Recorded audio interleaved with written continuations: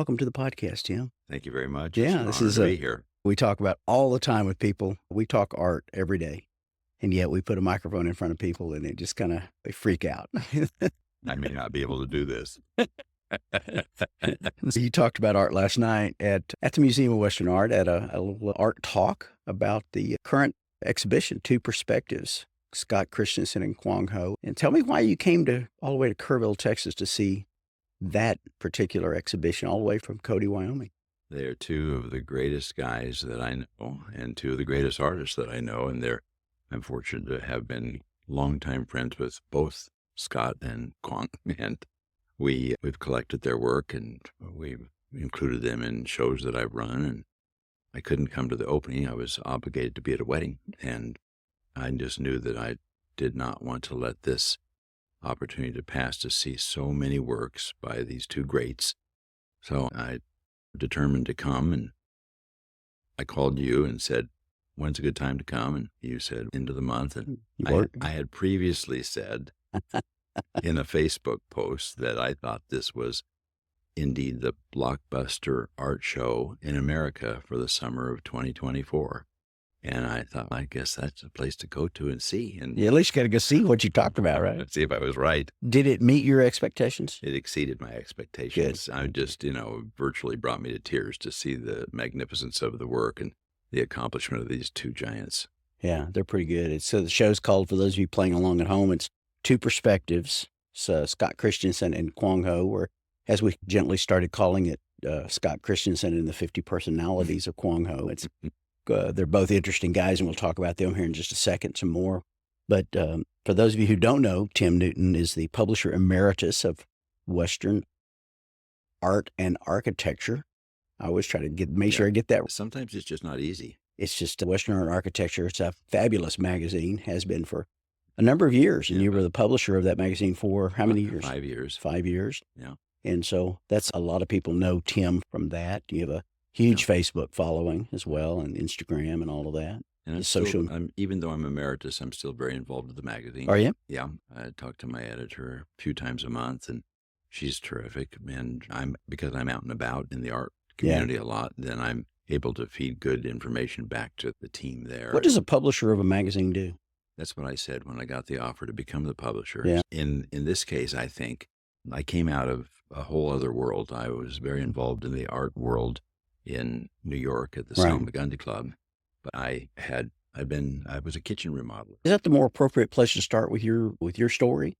Is that you were a kitchen remodeler in that's the spot. Long Island, New York? That's right. Yeah. And how does a kitchen remodeler become a giant in the art world, in the Western art world especially? Well, you speak very loosely. Yeah. I think it's pretty appropriate. 70 people showed up last night to hear you talk about art. I was honored, for sure. Well, so the backstory is that I was born and raised in the West, born in Longmont, Colorado, and lived there and in Torrington, Wyoming, and Scottsbluff, Nebraska, and back to Longmont. So I'm a Western boy. Okay. But went to New York long ago in 76 and worked to help start a church there. And I had a friend in the church that was in the kitchen business, and he wanted me to come to work for him, and that got me started there. But we came west, starting really in 1991. Good friends of ours I came to visit them and started going to Western art shows, and everywhere, all of them. There was not a Western art show that I didn't attend. So I just got bit by the art bug. I had bought a sketch from cowboy artist Gary Carter in September of 91. A beautiful sketch, still hangs. Actually, it's so good that it's a large piece, 24 by 36, I think, and it is just 1836. Beautiful painting or drawing, powerful, and a couple of mountain men in front of Mount Moran on horseback, galloping at full tilt down to their mountain rendezvous on the Snake River. And that was the beginning, and I knew it was the beginning. There was something that came. You knew it was a bug right then. Yeah, I was done. I just knew, and I started buying prints. Sure. That's what I could afford. I didn't really have money. I'm not a person that comes from money, and I probably have 120 prints all in over about 5-6 years of buying. And then our friends there said, "There's this show in Jackson at the Wildlife Museum, and you should come to that." And instead of coming to our place, and so we went there, and the small works were affordable, $1,000, $1,200 maybe. 25. And we were able to buy small works, and that just really launched the total art addiction. I'm in Artaholics Anonymous. And not Hi, my name is Darrell. I'm an art addict. Yeah. That's right. Hi, Darrell. Yeah, glad to meet you, Tim. Yeah, so that was the beginning, and the really neatest part of this is maybe the most amazing part of my life story in the arts is returning from Jackson. So we went to that show 25 times. And on the way home from Jackson in 2002, flew out of there, went to the Dallas airport, and moved over to the LaGuardia gate. And I'm there and look across the room, and there's a guy facing me in the other aisle. It opened up a catalog from Arts for the Parks, which was concurrent in Jackson during that time. And I went over and spoke to him. I said, wow, you must have been in Jackson. He said, yeah, I'm an artist, whatnot. And we spoke a bit. And then when we got on the plane, he walked past our seat. And I said, well, where are you seated? And he said, I'm in 28F. And I said, when we get airborne, I'll come back and maybe we can just talk. I've always loved to talk art. Sure. So that was Delbert Bach was his name, is his name. Great guy, great artist. Mm-hmm. And I sat with him somewhere across Arkansas, and he said, have you ever been to the Salmagundi Club? And I said, Salma what? Was a strange name. And it is a strange name. With Art Club on Fifth Avenue in Manhattan, and elegant brownstone mansion and elegant. So he said, you should come and visit, and we'll buy you dinner. You and your wife come to the auction, and that's the rest of my life right there in the airport. And here's the thing. If he would have been facing the other direction, if he wouldn't have opened that catalog, you might still be a kitchen remodeler.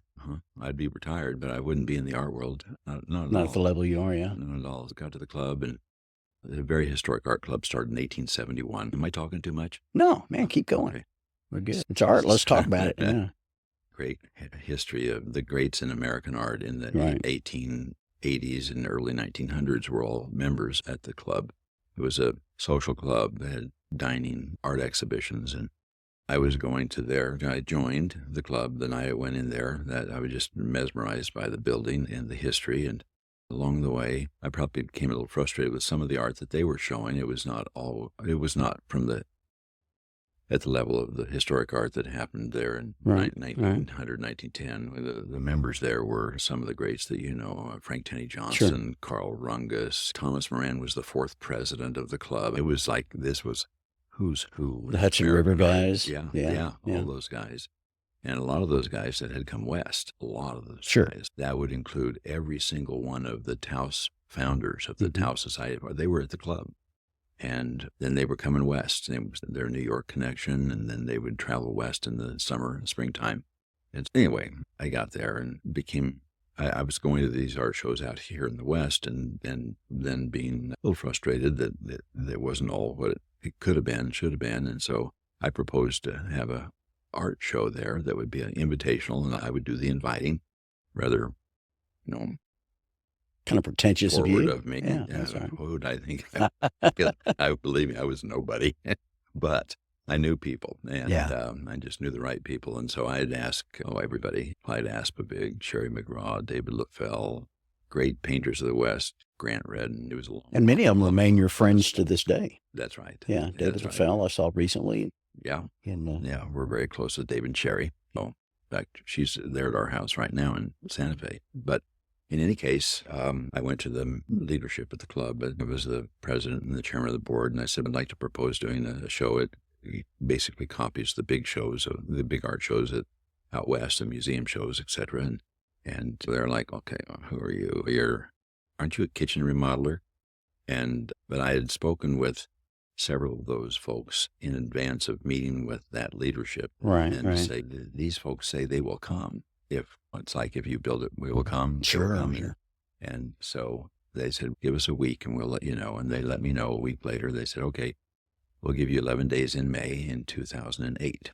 And it was about a year in advance. And so okay, fine. And I was naive enough to think that I just thought, yeah, I can do this. And it was really all about the caliber of the artists that had agreed to be in it. I wanted it to be a who's who, and it certainly was. 11 days in May.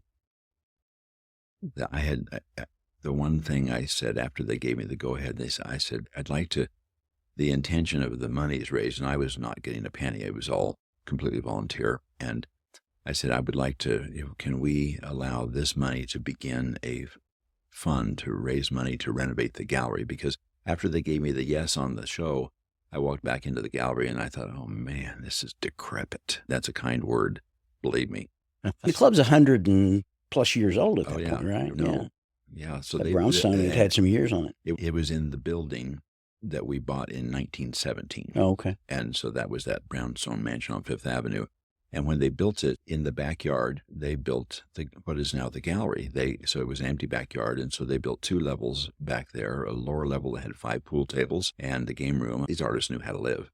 And then the upstairs of that was a big gallery, high ceiling, and a glass ceiling, that big skylight. And that skylight had fallen in a heavy snowstorm in the 1950s. And so it was now just a tiled ceiling up there and antiquated lighting and bad air conditioners coming through the wall, steam radiators around the room, pipes. So that was fine in 1917, but not now. And so I said, can we use the funds that may be raised from the sale to begin a gallery renovation fund? And they said yes. So we had that show. The opening night was the 2nd and 3rd of May in 2008. Fortunately, it was the spring of 8 and not the fall of 8 when the world crash happened. Yeah. And we remember it well. Everyone does. And we sold $412,000 of art that night. Good. Yeah. And that was so way back. That's 2008 money. So it was a very successful show. And the leadership of the club looked at me like, you can do this? And I didn't know. I was stunned. I was like, wow. Yeah. And it was really fun. And Darrell, I just copied every good idea that I'd seen at the shows out here. It was not that I was so smart or creative. I just stole every good idea. And I have always said that. It's not me. It was just that I had good examples to follow. Right. And that didn't hurt my reputation at the Salmagundi Club. And shortly after that, they wanted me to be chairman of the board. And so I was chairman for four consecutive terms, and until I was ready to leave New York in 2019. So it was a long and good run. And in April 1st of 2014, we did open that beautiful new gallery. Yeah. And it was spectacular. It was equal to any space on Fifth Avenue. Yeah. That includes the Met. It's not as elegant as the Frick and some of those special rooms, but it was spectacular. And we did put in a skylight look. It was not a real skylight because that wasn't practical, both from a functional point of view and expense. But the lighting, when I met with so I was the leader in running the gallery renovation. I never dreamed all that stuff was going to happen to me. What the heck? But when I met with the architect and the lighting people, I started with the architect. I said, I'd like this to be about 3 things. I said, I'd like I want it to be about the lighting. And after that, the lighting. And after that, I wanted to be about the lighting. Then the lighting, yeah. And it was about the lighting. And we are able to do any type of lighting. A lot of it's invisible under the glass ceiling, and we can wash the walls. We can have a show of 12 pieces of art in the entire room and just spotlight those. It's really magnificent what came of that. And it transformed the club, because then every organization wanted to rent our space for, whether it be the Oil Painters of America or all kinds of people wanted to come in there. It elevated the club back to where it needed to be in terms of that space. I'm embarrassed I've never been there. You shouldn't be embarrassed. A lot of people have not been there. No, I've not been there. You can't find it because you can't pronounce the name. And you can't tell a cabbie where to take you. Been to New York, gosh, 6 times, but now you should be embarrassed. Yeah. But I've never been to the Frick, been to the Met, been to the, all of those. You got lots of time. You're a young man. But it never was an invitation that I had. Sure. And so it's been on the radar. To that point, it's a private club, but it's very open to the public. So even though it's a private membership club, we always have regular hours that during the daytime people come in and see the exhibits that are up. Yeah. Yeah. Then we have a spectacular library. It's an amazing building. The building was built in 1853. Wow. By a coal mining family. It was a private mansion, double wide brownstone. And we were very fortunate to buy it in 1917. And the artists that we have the roster of donors, and we had an art auction, and like all of the guys from Taos donated paintings, Sharp, Kaus, they Wow. donated paintings to that auction, and the purchase price of the building was $75,000, and through that first auction and donations, we had $47,000, and shortly after that, we burned the mortgage. It was amazing, and there's no art organization in America that has a facility, a building like that.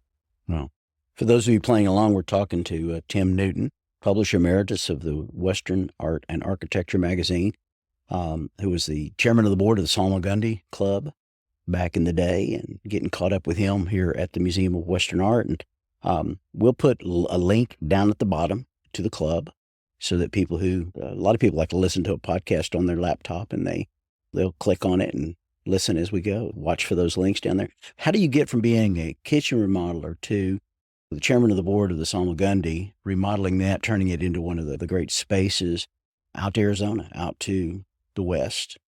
Yeah. You made that move from Long Island in what year? 2000? So we had lived on Long Island for my working life largely, but then I had an opportunity to get an apartment in Brooklyn Heights in 2010, I think it was. Okay. And I was doing a kitchen there, actually. And a great older lady had a house that she had 4 apartments in, or 6 apartments. And I asked about renting from her, and they were incredibly reasonable. And in Brooklyn Heights, about 2 blocks from the Brooklyn Bridge. So during most of the time that I was chairman of the board at the club, I had a apartment there that I could go to. We were living an hour and 15 minutes east of the city. So when I was at the club, driving back at 10 o'clock at night or 11 o'clock at night, it was great to have that space. Oh, yeah. And we were living there, but having been born in the West, we always wanted to be in the West, and came west for all those art events, really more than anything else. And neither Kathy and I had much family that was around, and so we would come west for those purposes. In 2019, I finished my term as chairman, my 4th term as chairman, and we knew we wanted to come out. We had bought a little house in Santa Fe in 2003. It was just an investment house, a rental house. I was there to see Tucker Smith's show at Gerald Peters Gallery in 2003 at a one-man show, and Tucker kind of took me under his wing in 1997 when I first met him at the Wildlife Show in Jackson Hole, and we were nobody. We just were a couple of kids that we weren't quite kids, but it seems like that now. Yeah. And so we just started hanging with him, and so he had this big show in Gerald Peters Gallery in Santa Fe, and Kathy said before I left from New York, she said, "Don't buy any more art," because I was just kind of incorrigible with that art purchase thing. And so I said, okay. And then I met with the realtor while I was there, and I said, "Can you just give me kind of the lay of the land?" And I spent 3 or 4 hours with the realtor, and had looked at this little house first. It was on the top of a hill close in town, and very small, 1,200 square feet. And I bought it that day. I called Kathy. I said, "Honey, I didn't buy any art." I did buy a house. Bought a house in Santa Fe. And she was, God bless her, she was okay with that. And so we still have that little place, and it's a sweet spot. It's more about the spot than the house, although the house is nice. And we rented that out full time, about 10 or 12 years, and then we furnished it with stuff from Craigslist, and we're able to go out there for some long weekends now and then and have other friends stay. We've always been, you're welcome to go and stay, Darrell. Yeah, I appreciate that. Yeah. I've tried several times, and you've always been in the wrong part of the country. You can go if I'm not there. So that's fine. You probably, I know you won't remember it, but you and I met in 2012, 2013 at the Jackson Museum thing. That's when you first went into my Rolodex, and I had you in there as art buyer, somebody who bought art, and we had met at the Jackson thing. It was a kind of a fleeting, casual conversation. But I was the director of at the Russell Museum at that point. Yes. Yeah, and we struck up a conversation about the Russell art and Russell, all of that. Sure. And so, you were doing your job. Yeah, I was smoozing people, trying to art buyer, trying to got a live one. Try to get somebody to come to my show at that point. Absolutely. But that's when we first met with that. But then you left New York and came west officially, finally, in 2019. So this goes to your first question. Same Then- time I came here to the Museum of Western Art. Yeah. So what happened? You said earlier, what does a publisher do? How that happened? So Jared, who owns Western Art and Architecture, he and I had seen each other on the art trail for a long time and respected the magazine greatly. Right. And talking about Jared Swanson. He's the owner of Western Art and Architecture, and he's created a magical publication there. It's just wonderful. And I was talking with him, and he said, "What are you going to do when you go?" I sold my business to my business partner in December of 18, and I finished out my last 6 months in New York. Yeah. So I finished my last 6 months as chairman at the club, and we were going to go to Santa Fe. And so he says, "So what are you going to do?" And I said, I'm going to do some art consulting and maybe give some little tours of Santa Fe to galleries and museums to prospective buyers, and just counsel them if they're looking for historic native art, or if they're into cowboys and Indians, or if they want contemporary art. That sounded like a fun project for me to play with. And he said, "Why don't you become the publisher of the magazine?" I'm like, well, what the hell does a publisher of a magazine do? That's exactly my words. Was it? It was like, what the heck? Yeah. What does a publisher do? But he knew that I was just knowledgeable about the Western art world. I just go to everything, all the museum shows and events and openings and whatnot. And so as much as anything, it was the knowledge that I brought, not about publishing, but about the art world. And that's really been a wonderful opportunity for me. And the magazine is the best magazine out there. And that's not necessarily me saying that's every time I meet anybody. It's just a beautiful publication. It is. It's a nice publication. The format it's oversized. If you haven't seen it, you have, your listeners here. It's an oversized format, and it's really it stays on people's coffee tables for years. It really does. And it's been an honor for me to be the active publisher for the past 5 years. And now I'm emeritus, and that means that I have less obligations, but I said, "I think I'm going to step down." And he said, "You can't." It was very kind. He's a great guy. And he wanted me to stay and consult and keep my name on the masthead, which is a huge honor for me. I've been involved with the Western Art and Architecture for, a number of years through the museums. I was at the Briscoe for 4 years, the C.M. Russell for 4, and now here. And so I've always had a connection to that magazine, because it's such a fabulous magazine. It's like you said, you go into all the finer homes, it's laying on the coffee table. Yeah. Sometimes it may be a 5-year-old issue. That's right. That's right. Because they love the article that's in it, or a certain picture or cover or something. But all the greats are in it. I'm active still in suggesting stories, and recently in a amazing and fine historic home in Santa Fe. And I'm going to be doing a feature on that home. It's never been done. It's a gem. I'm out there, and it's great. And for those of you listening at home, we're going to be putting that link at the bottom of this little article podcast page as well. Good. So people can go out there and see which one we're talking about. And a lot of the artists, most of our listeners, I know they know the magazine, and they know it well, because it's one of those absolutely go-to magazines for buyers and collectors and people like yourself. But you, over the years, though, have amassed a nice collection of Western art. You got the bug, like you said, and it bit you, and it never lets go. That's right. And your collection today, people talk about it. It's one of those talked about collections. You're constantly adding to it. More slowly now than ever before. But like a lot of people, when we begin to age, we're running out of walls. No, it's true. Jan and I are the same way, right? We've got pieces over the years that we've acquired, and now we go, where the hell are we going to put this?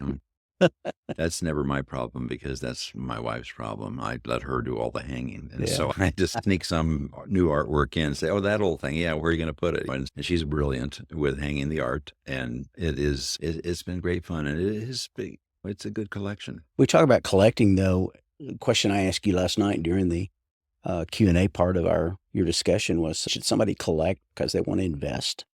No, not at all. The answer is no. No. I've said that to people. Yeah, of course. When they ask me that same question, you should buy what you love. Absolutely. That's what you do. You're going to reinforce that for me. I am. But there is a category of collecting, certainly, that can be investing. Sure. And that's the deceased artists. Russells and the Rungiuses and the Remingtons. The Taos founders. In a blink. That's investment grade art. But anybody that's painting today and anyone that's collecting today of people who are painting today, that's not investment art. That's enjoyable art, and you should. And, when you get people that have a stellar career like Scott Christensen and Quang Ho, Right. so that might approach that, but you should still never think that, "Hey, I'm going to buy this and I'm going to spend $20,000 and I'm going to begin to watch it appreciate." That's not going to happen. Yeah.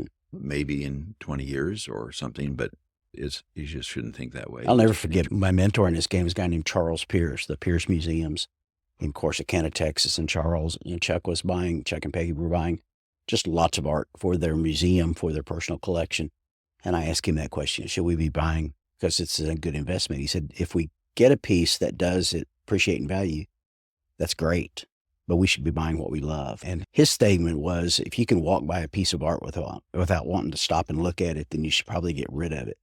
Good. And I thought that always stuck with me, right? That's right. And I've carried it in my museum career. If I can put something on the wall that I don't have to stop and look at as I go through the gallery, yeah, then I probably shouldn't have it on the wall to begin with. Absolutely right. And end up buying, Howard Turpning, when he could buy a major Howard Turpning for $100,000.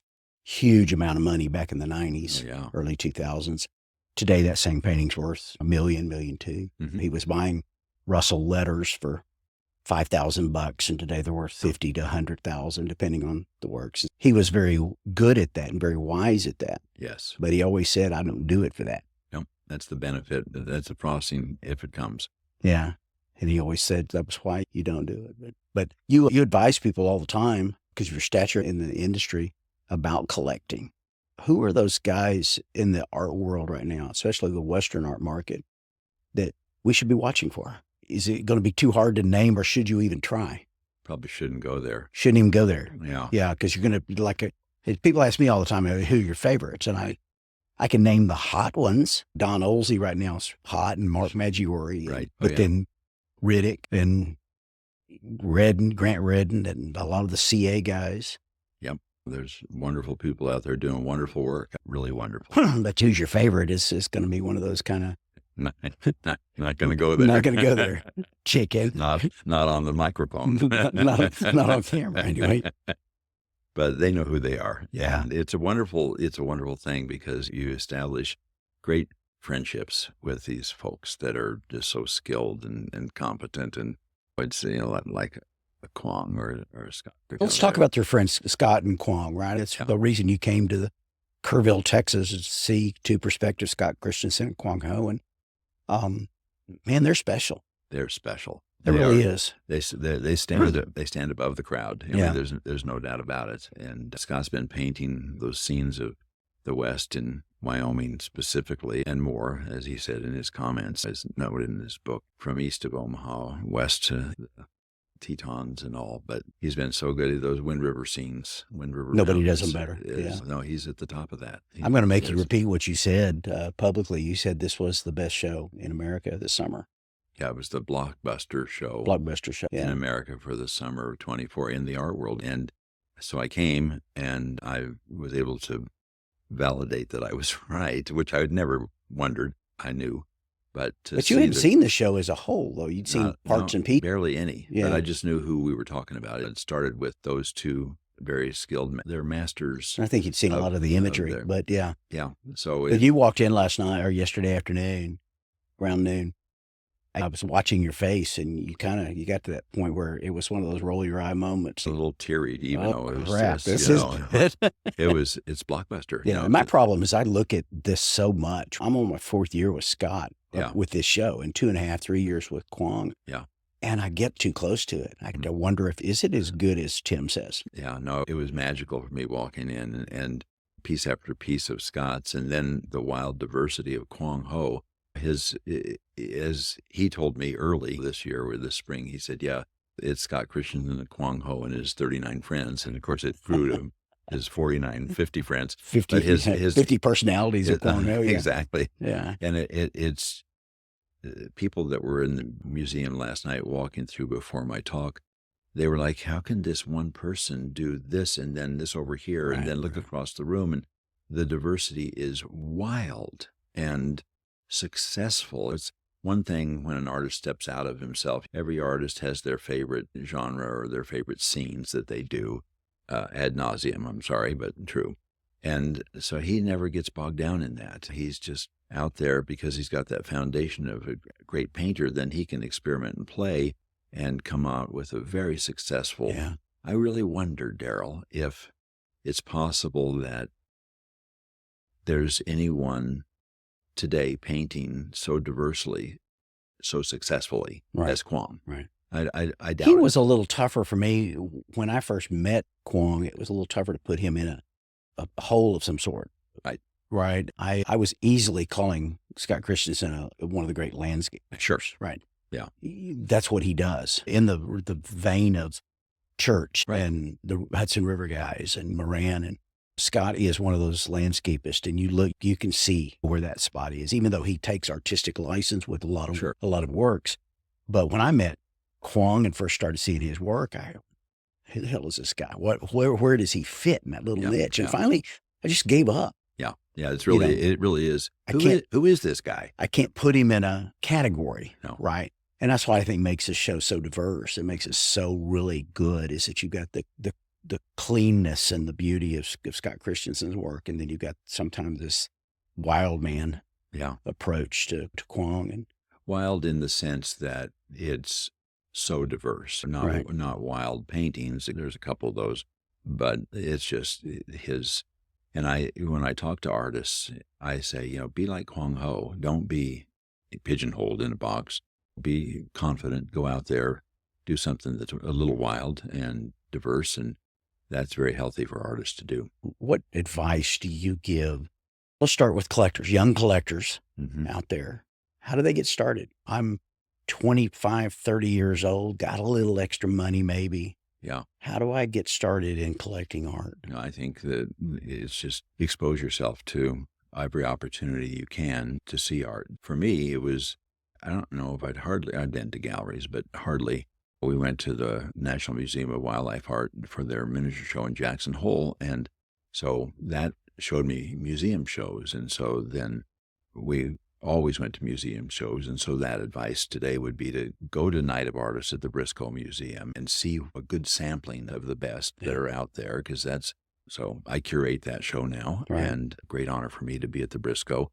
But you've got the Briscoe, you've got Prix de West, you have the Coors show in Denver, you have the Buffalo Bill show up in Cody, and take advantage of those, because that brings great art together, great artists, and it's just the exposure. And then you say, okay, I like to see the work of Grant Redden. And so where from that museum show where I saw it, where can I go to galleries? And then you start going to galleries. So those young collectors should be taking advantage physically, visibly, to see that work. You can read magazine. Now, that's really, my start was magazines, and I subscribed to everything. And I was getting print catalogs. The print world has changed completely, but just look and you'll settle in on what you like. And I would just say that that first show, the miniature show in Jackson, was perfect for me because they were smaller pieces that I could almost afford. And it was so carefully curated by, in the beginning that I was going there, Sue Simpson, a good friend of ours, and Cody. And if you go to shows that are carefully and just curated with discernment, that will set you on the right path. There are a lot of shows that have good art, average art, pretty art, decorative art, cowboy on a horse, looks good, fun.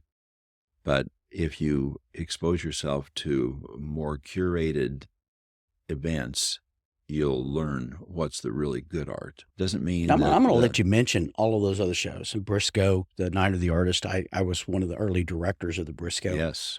Night of Artist is a show that I curated for in the very, very early years of it. I think it was in year 3 when I got a hold of it. And for 5 years at the Sky Room there in San Antonio at the University of Incarnate World, even before we had the museum. And so that one and the Russell show you mentioned, of course, I've been to I'm going to let you mention all of those shows, but we've got to talk about the fact that this Museum of Western Art, has its own show. We have a show in April. Called The Roundup. And it's in its 42nd year. So that's remarkable. Yeah, for a show to do that for 42 years. So absolutely. we're real pleased with that. young collectors can come because our price points are going to be a whole lot better, a whole lot cheaper, if you will. I don't know, cheap, not better, but I understand. but you can get into the game. Right. And that's a great way to start. At a level that, because we're not trying to compete with Idle or Quest for West or, the Prix de West or the Night of the Artist. Those, we jokingly call those big boy artists, big boy auctions. Right. But our little show, which is an exhibition and fundraiser for the Museum of Western Art, is a great way to get into. It's very important for people to attend and to support those shows. And it does give a great opportunity for education. Yeah. You learn. Those young collectors, they can get in at price points. I tell you something, how important do you think this is, meeting the artist? That's wonderful. Our show is one of the things that we don't require it, but we really strongly encourage it, is that the artist be here. Yeah. Right. And we take a big group picture out on the back patio. And there's 50 artists, a lot of regional artists, a lot of national artists. Last year we had some of the greats, some of the really great ones here. Oh, yes. And a lot of regionals and we try to introduce new people as well, new artists, which that's part of our curation of it, is we're trying to introduce those people that you guys will steal. Yeah, that's a right. little later. Yeah, we spot them at your show. And I mean, I brought in Rachel Brownlee to give her one of her first national exposure things, and now everybody and their dog wants Rachel Brownlee, right? I mean, that's how it works. That's right. But she started here. Yeah. We're trying to do that with a lot of our shows. It's wonderful. To give people that look. Yeah. But meet the artist, go to the shows, read the magazines. That's it. But Just more little by importantly, little. buy what you love. And don't rush. Take your time. My first piece was in 1991, that Gary Carter piece that I bought from him. And this is a lot of years later. And it's just been one at a time. And you can't walk in to a gallery or a show with a big checkbook and just have an instant collection. You can, but it's not the right collection. So I wish I could do that. It could be the right collection if you've got a great eye, or somebody it's all about that eye. And you can train your eye and you can learn. And you just need to be not in a rush. Yeah. Who are those artists out there that you've mentioned several of them? Gary Carter first came along, and you've mentioned Grant Redden several times, and Tucker Smith. Talk about your friends in the art business. Yeah. Quang Ho, Scott Christensen, Sherry McGraw. One of my greatest friends, Sherry. When I left Salmagundi a few months later, Stephanie Birdsall and Sherry McGraw put together this scheme to put together a book for me. It's a giant leather folio book that is filled with tributes and too much good stuff. It's lovely.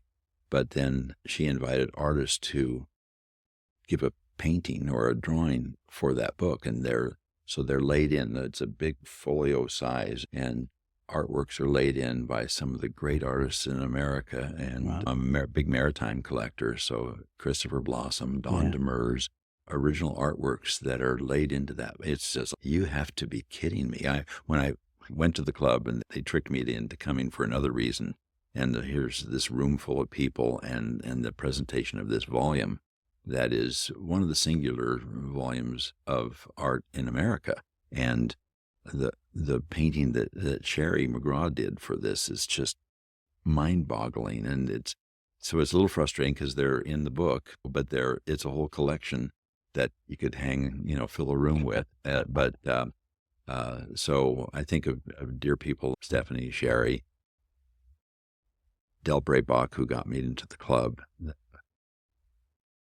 Quang Ho has been very dear. Scott has been amazing. And so these are the things that make the list is so long. Josh Elliott, just a dearest guy. And it's a long and wonderful list, but that's what I say in the end of all things, that it's about the relationships, the art. I love my art a great deal. It's a seriously incredible collection now, but it's about the people. And the way you get to meet those people is by coming to the Night of the Artist, by coming to the roundup at the Museum of Western Art, by going to the shows and the exhibitions. And friendships develop. And it doesn't hurt that I ran American Masters at 10 years for the Salmagundi, because I was inviting them and they would come, and it was successful and they respected me. And so I was known in a way that a regular collector may not be known, but it's the best part of it for everyone, whether you're running an art show or not. It's just to know those people and have those relationships. Talk to that young artist out there that artist who's listening to this podcast and trying to figure out how do you get into the good magazines? How do you get into the shows? Yeah. What do you say to that artist? It takes time, and it's art. You look at any artist, really anyone, at their early work, and then as they go along for a few years, it changes wonderfully. And I think patience is a real key. You keep yourself out there and just plan every day to get better. And it really does happen. It's remarkable to see the progress that people make, and people notice. It's a visual thing. And so when I'm looking at someone and I see, wow, you've got great promise, and 5 years later, they're way down the highway. But it's just every day. It just keep on doing it. Kind of the daily grind. It was one of my artist friends that said muscle memory. Yeah. Bill Kowick. Bill Kowick said he was advising young artists, muscle memory. He said just... And draw. And draw. Drawing is a real foundation. Yeah. People go out and they'll go to a plein air painting weekend or something, and they think they're a painter. And they might be.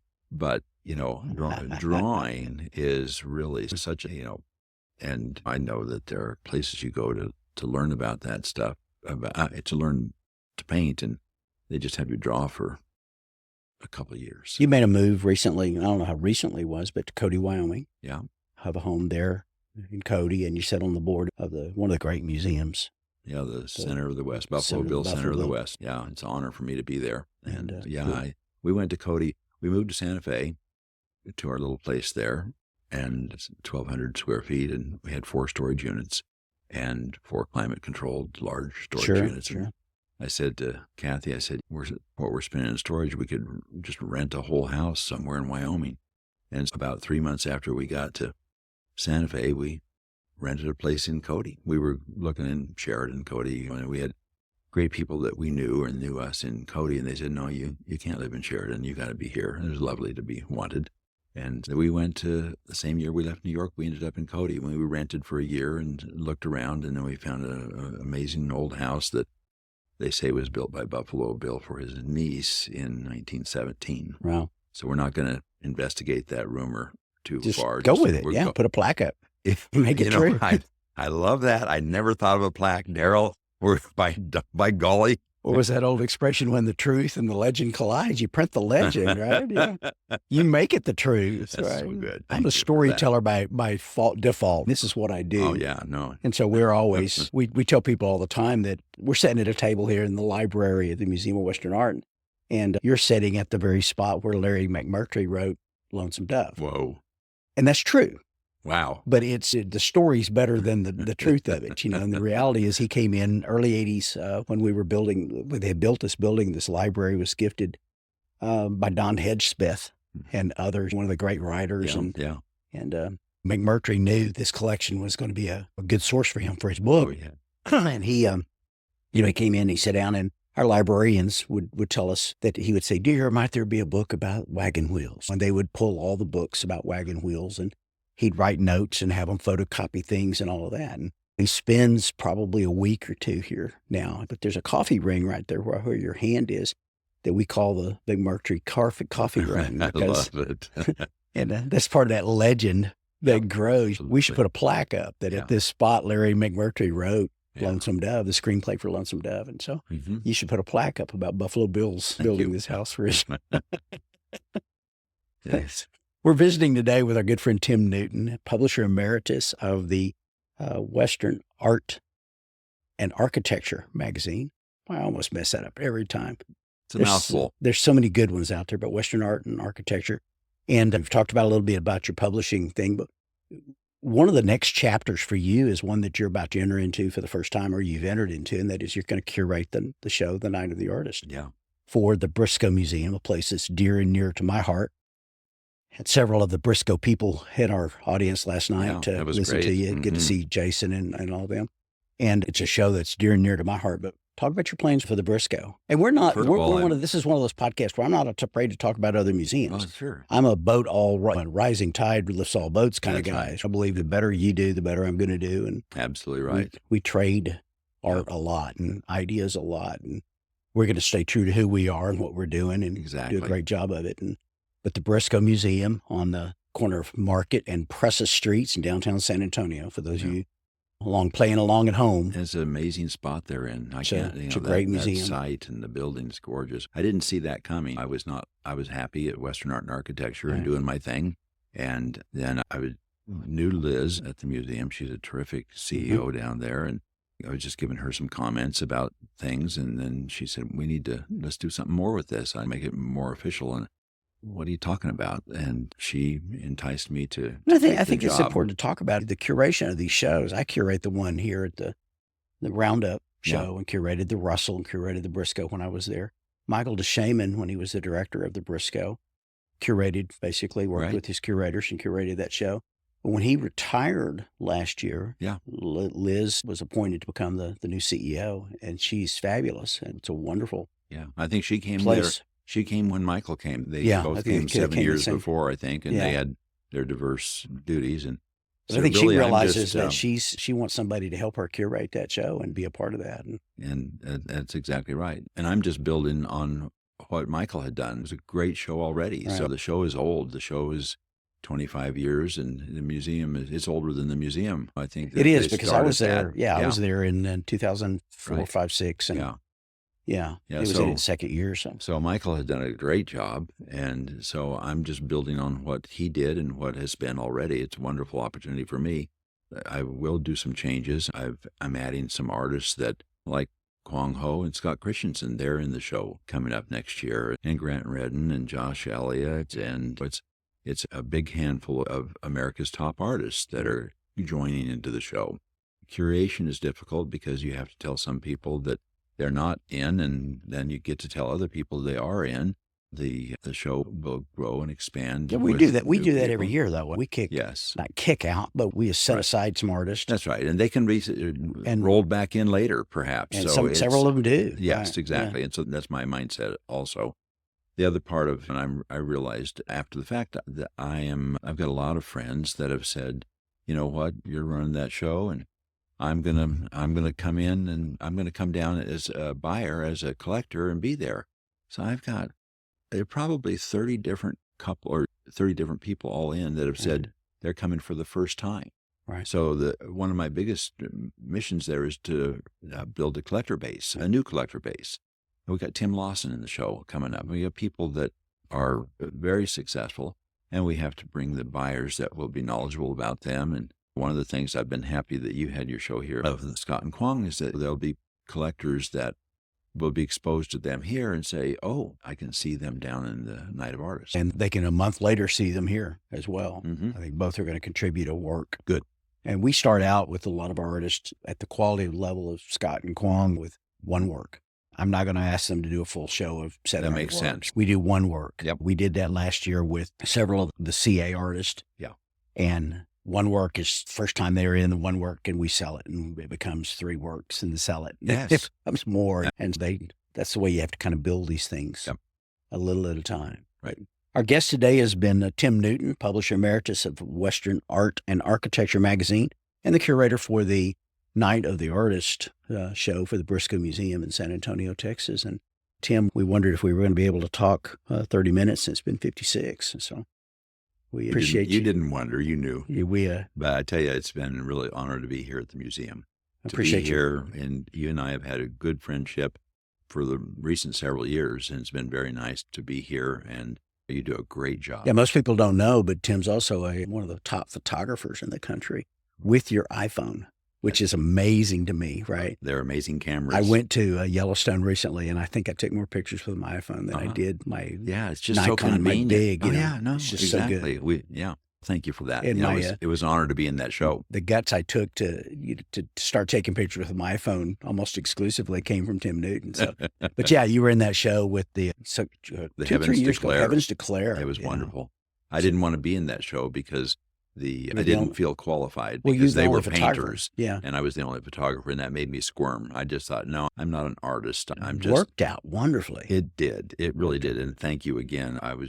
It was a huge honor, and great people were in that show. And so let's wrap it up by talking about the remaining few weeks. When this comes out, we'll have about 3 weeks left on Scott Christensen and Quang the Two Perspectives exhibition at the Museum of Western Art. It closes September 21st.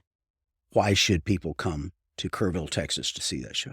you'll see something like you never have seen before and may never see again in your life, because the work is so extraordinary and it's such a high level of quality. It's all about quality. You can put pictures up, but two comments struck me last night. One lady saying, asking where it was going to travel to next. Right. It's not. Right. It's unfortunate because it's worthy. And that's what she was thinking, is that, man, this would be great. It should go to the Met. It should go someplace. That's good. And then another comment, somebody said they were surprised by the volume of works. Right. And it's not 8 or 10 good works and a lot of dogs. This doesn't happen, Darrell. It's 105 works. What you did here doesn't happen, to have that kind of scale.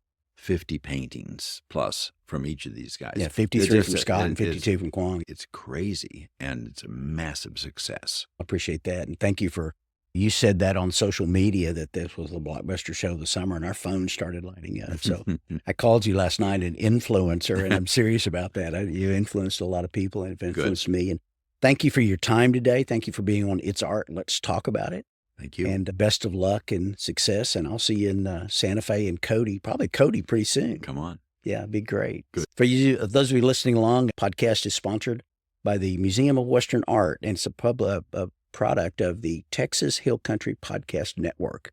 Talk about mouthfuls. Yeah. That's always a mouthful to be able to say that. We appreciate you for playing along, and thanks for joining us, Tim. Thanks. Thank you so very much. Appreciate it.